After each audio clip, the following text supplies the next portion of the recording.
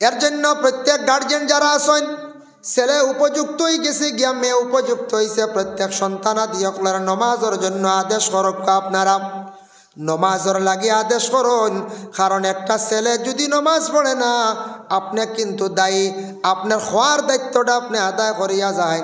কারণ নমাজ না পড়িলে মানুষের জীবন সুন্দর হয় না, শান্তির জীবন আসে না।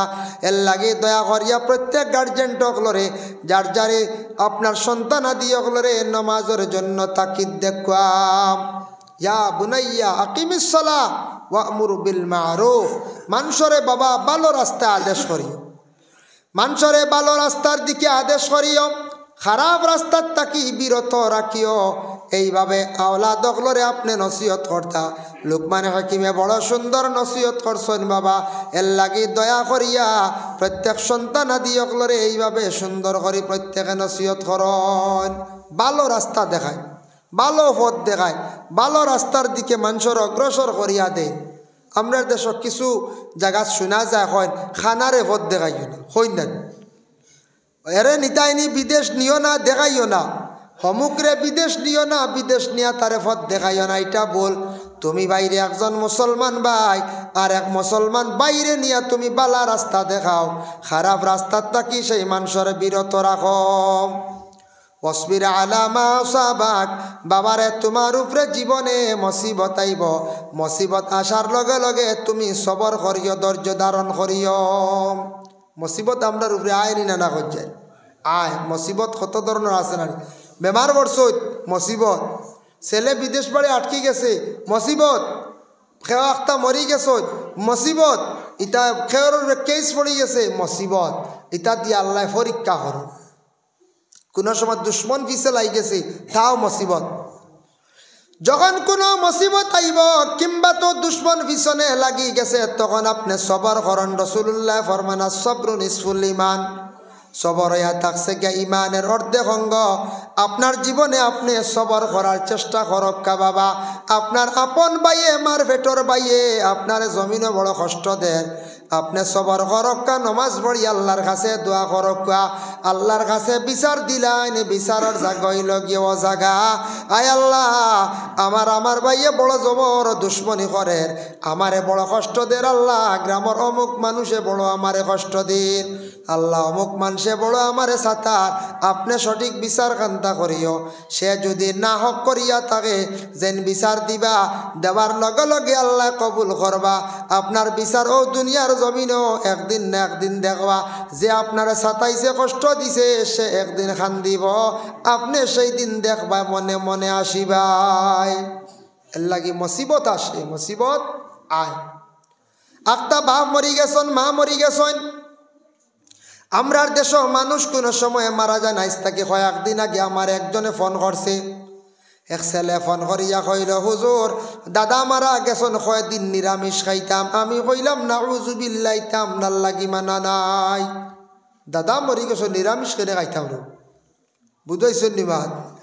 ইতা হইল গিয়া সনাতন ধর্মের মানুষ, তাদের শাস্ত্রে তাদের গ্রন্থে আছে কোনো মানুষ মারা গেলে কয়েকদিন নিরামিষ খাইতে লাগে। আমরার কেউ মরি গেলে নিরামিষ খাওয়ার জন্য কোনো খাস আদেশ নাই। আমরার দেশও আছে কিছু স্বামী অকল হঠাৎ মারা গেলা, মহিলারে কি করতা, সাদা কাপড় গায়ের মধ্যে লাগাইতা। তখন সেই মহিলার গায়ের মধ্যে সাদা কাপড় লাগাইবার আগে মহিলার শরীরের জেওরাত গুলা খুলা লাগে। খুলইনি না না, খুলতে সময় বেমার পাইতা পারেন। কিছু জায়গা তাই গেছে কি একটা বেমার অন্য জাতির অন্য ধর্মর মানুষে পালন করডা। ওই যেন মহিলার হাত থাকি চুড়ি খুলন, নাকের ফুল খুলন, খানের দুলা খুলন, গলার মধ্যে সরা খুলন, ওগুলা ফান্দানোর মধ্যে বা একটা তালর মধ্যে লইয়া মাথাত করে লইয়া ফিরন। ইতা হইল সনাতন ধর্মর মানুষে করে। আমরার মুসলমানের লাগি এগুলা বিলকুল মানা নাই, বিলকুল মানা। ইতা আমরার লাগি না। ইতা বুঝিন ফান্দান দিয়ে বুঝিন মাথাত লইয়া কত সময় গুড়া লাগে, বুঝিন বুঝাইছেন। ইতা হইল বিলকুল শিরকি। ইতাত আল্লাহকে বাস্তে ইতাত খান দিবা না, ইতা আমরার লাগি মানা নাই। একজন স্বামী হঠাৎ মারা গেছেন, স্বামী মারা যাওয়ার লগে লগে মহিলা তার ইদ্যত পুরা করতা। আগে এক যুগ আসলো, এক সময় আসলো, কোনো ইদ্যত আসলো না।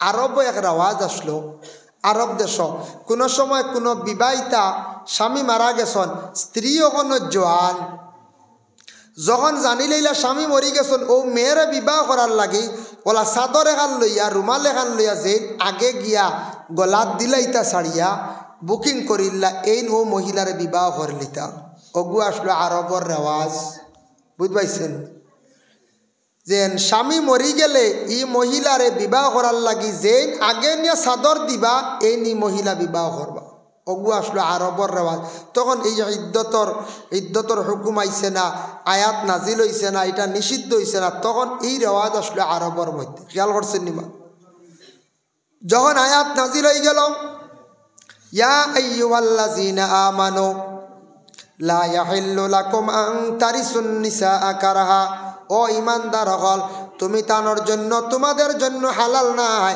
জোর জবস্তি করিয়া মহিলাগুলোরে তুমি তান বিবাহ করিও না জোর জবস্তি করিয়া কিতা করিও না মহিলাগুলোর বিবাহ করিও না এটা এই জায়গায় জোর জবস্তির বিবাহ এক দুই নম্বরে থাকছে দেখো আমরার দেশে এখন মাইক সেটিং হয়েছে জায়গায় জায়গায় এই আওয়াজ যদি এখনো পর্যন্ত জারি থাকতো কোরআনের আয়াত নাজিল হইতো না নিষিদ্ধ হইতো না তাহলে মসজিদ খালি কইলে অনে ইন্না লিল্লাহি ওয়া ইন্না ইলাইহি রাজিউন অমুক মারা গেছন যেমনে মানুষে খবর পাইলা অনে মরা বাড়ি বা আগে দৌড়াইলা অনে সারায় চাদর লইয়া দৌড়িলে দেন হয়ে যায় খালি ইন্না লিল্লাহি শোনা মাত্র হমুকা দৌড়িলে বুকিং করা খালি বুঝতে জোর জবস্তি বন্ধ হয়ে গেছে তোমাদের জন্য জোর জবস্তি করা নিষেধ ইন্না লিল্লাহি হইতে সময় মনে হইছে বিশেষ করিয়া স্বামী সবস্থানের যা আলা হজরতর লেখা ওখানোর মধ্যে লেখসন লেনদেন করতে সময় তরিকা অনুযায়ী করলে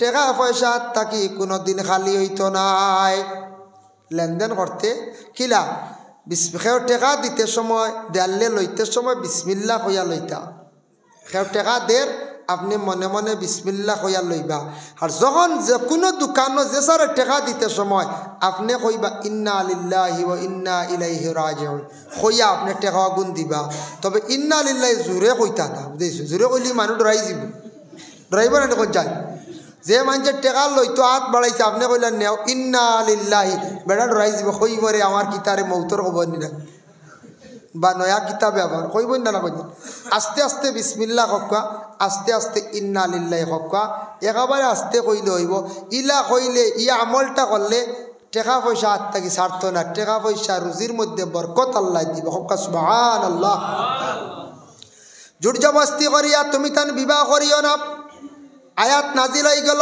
তারপরে মহিলাগুলোর ইদ্যতর আদত হয়ে গেল এর লাগে একজন মহিলার স্বামী মারা গেলে 4 মাস 10 দিন ইদ্যত পুরা করতে লাগে 4 মাস 10 দিন ইদ্যত পুরা করতে লাগে ইদ্যত পুরা করতে লাগে বলে এখানে কোন কারণে ইদ্যত আইল হঠাৎ স্বামী মারা গেছন যদি কোনো মহিলা যদি গর্ভধারণ করিয়া থাকত তাহলে ও স্বামীর সন্তান বলিয়া 4 মাসের ভিতরে বুঝা যাইব 4 মাস 10 দিনের ভিতরে মায়ের পেটে সন্তানের পুরা আকার বনি যায় লাগি দিতে হইল 4 মাস 10 দিন পরে এই মহিলা অন্য স্বামী গ্রহণ করতে পারবা আর গর্ভধারণ হয়ে গেলে গেতাই না অন্য স্বামী অবস্থায় গ্রহণ করতা না যার কারণে মহিলাগুলোর স্বামী মারা গেলে কি করা হয় গায়ের মধ্যে সাদা কাপড় লাগানি হয় জেওরাতগুলো একবারে খোলা হয়ে যায় কারণ ইয়া থাকছে মা গো জানিয়া রাখো আপনার স্বামী জমিন থাকি বিদায় হয়েছেন